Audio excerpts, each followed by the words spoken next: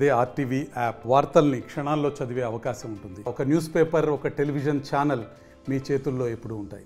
కూటమి పార్టీలు ముఖ్యంగా తెలుగుదేశం, జనసేన, బీజేపీ కలిపి అనంతపూర్లో భారీ బహిరంగ సభను నిర్వహిస్తున్నటువంటి నేపథ్యం ముఖ్యంగా మూడు పార్టీలకు సంబంధించిన నాయకులు మొత్తం అందరూ హాజరయ్యే పరిస్థితులు కనిపిస్తున్నటువంటి నేపథ్యంలో ఇప్పటికైతే అనంతపూర్ నగరంలో భారీ ఎత్తున ఏర్పాట్లు జరుగుతున్నటువంటి నేపథ్యంలో మనతో బీజేపీ నాయకులు ఉన్నారు. ఏం చెప్తారు సార్? ఏంటి ఈ మీటింగ్ ప్రధాన ఉద్దేశం?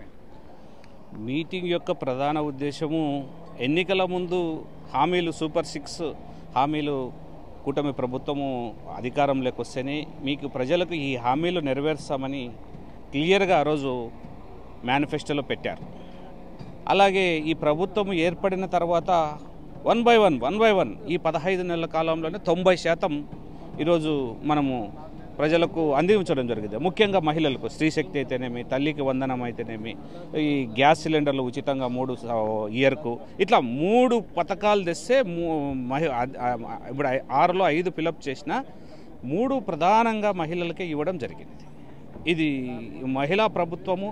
అందుకోసమే ఈ సభకు కానీ మహిళలే అధికంగా ఎంతో ఉత్సాహంగా తరలి వస్తారు. కానీ ఎందుకు చెప్తున్నానంటే వాళ్ళకి ఈరోజు వాళ్ళ కళ్ళల్లో ఆనందం. ఎంతమంది పిల్లలున్నా తల్లికి వందనం ఈరోజు మనము ఇచ్చే పరిస్థితి. 7 మంది ఉన్నా, 10 మంది ఉన్నా, ఇంకా ఎక్కువ ఉన్నా. గత ప్రభుత్వము ఒక్కరికి మాత్రమే ఆ తల్లికి వందనం పేరుతో ఇవ్వడం జరిగింది. దాంట్లో మళ్ళీ కోతలు ఇవన్నీ సరిగా ఇవ్వక, ఇప్పుడు అలా కాదు.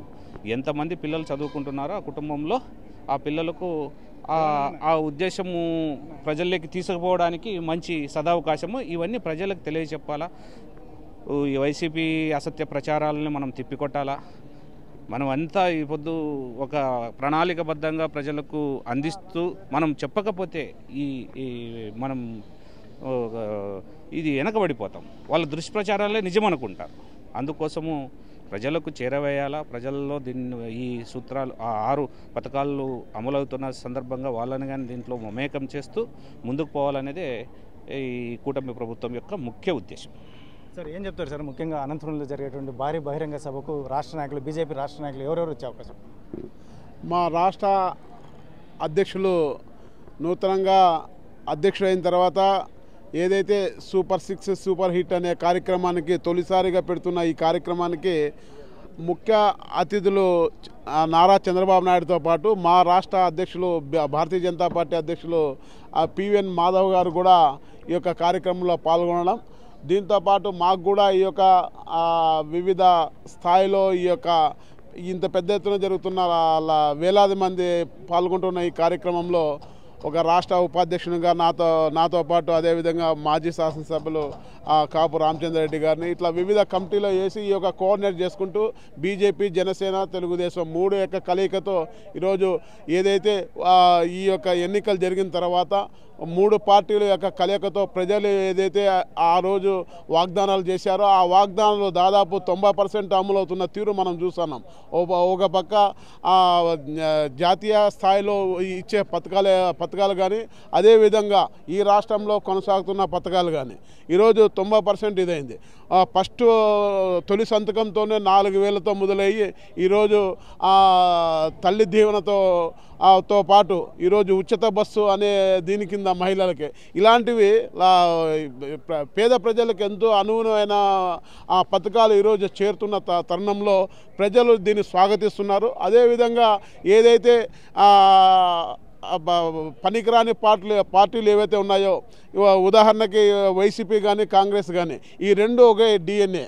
ఎందుకంటే ఈరోజు రాజకీయాలకు సంబంధం లేని మోడీ గారి తల్లిని ఏ విధంగా రాహుల్ గాంధీ విషప్రచారం చేసి ఏ విధంగా అసభ్యంగా మాట్లాడాడో యావత్తు దేశమంతా చూసింది.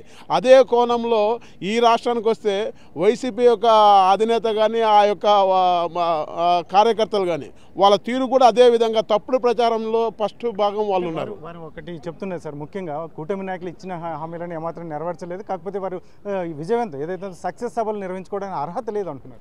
ఈరోజు గతంలో నువ్వు 2000 నుంచి 4000 పెంచాకే నీకు 5 సంవత్సరాలు పట్టింది పింఛను.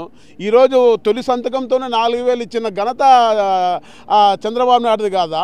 ఈరోజు ఏదైతే చెప్పిన 6 నెలలకే అమలు చేస్తున్న తీరు మనం చూస్తున్నాం ఉచిత బస్సుది. ఈరోజు మహిళా తల్లులు ఈరోజు కాళహస్తిని శ్రీకాకుళం నుంచి కాళహస్తి వరకు, కుప్పం నుండి కర్నూలు దాకా ఈరోజు ఎగబడుతున్న జనాన్ని మనం గమనిస్తున్నాం. ఇది చిన్న విషయం కాదు. ఈరోజు ఇంత పెద్ద ప్రభుత్వ యంత్రాంగం లక్షలాది కోట్లాది మంది మహిళలు ప్రయాణం చేస్తున్న గమనం చూస్తున్నాం.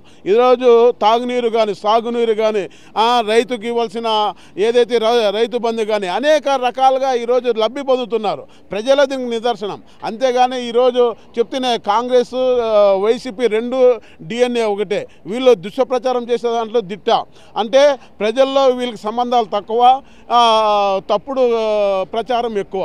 అందుకని ఈరోజు కూటమి సక్సెస్ అయిందని చెప్పి ఈరోజు సూపర్ హిట్ సూపర్ 6 అనే యొక్క దీని మీద మనము ఈరోజు ఈ కార్యక్రమాన్ని పెద్ద ఎత్తున చేసేదానికి ఇది చేస్తున్నాం.